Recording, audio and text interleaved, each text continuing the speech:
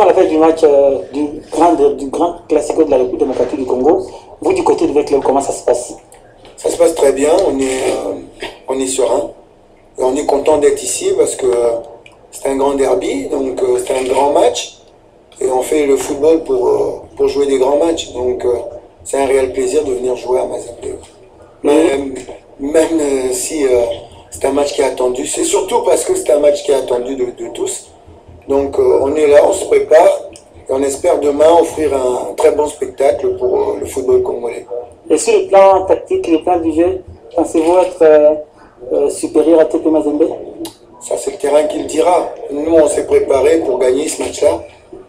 Sans être présomptueux, on va rentrer sur le terrain pour offrir le meilleur de nous-mêmes, offrir un beau spectacle. Et puis, on souhaite gagner le match, bien sûr.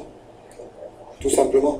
Et quels seront vos atouts face à Mazembe que vous avez vu en Coupe d'Afrique, pas vraiment assez convaincant? On a vu Mazembe et puis Mazembe nous a vu aussi.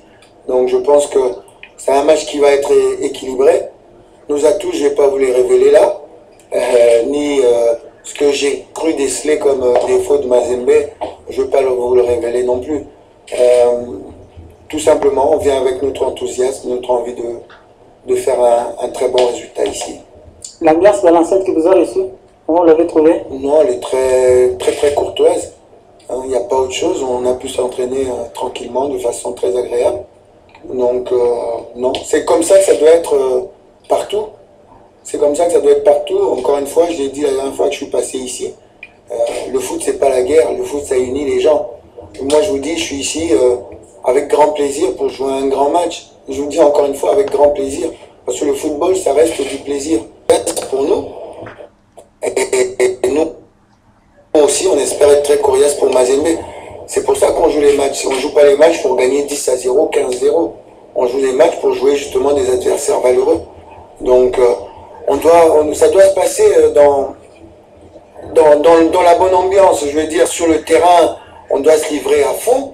Mais il faut que ça reste un match de football. On ne doit pas avoir des dégradations, des jeux de pierre, des choses comme ça. Ça, c'est plus du football. Le football, c'est la métier, c'est la famille, ça unit les gens. On doit pouvoir venir au stade avec sa femme, avec ses enfants. Le match se passe. Bon, il y a que 3 résultats au foot. Hein. Il y a match nul, défaite, perdu. Et après ça, quand on a gagné, on est content. Quand on a perdu, on ravale sa déception, on rentre chez soi.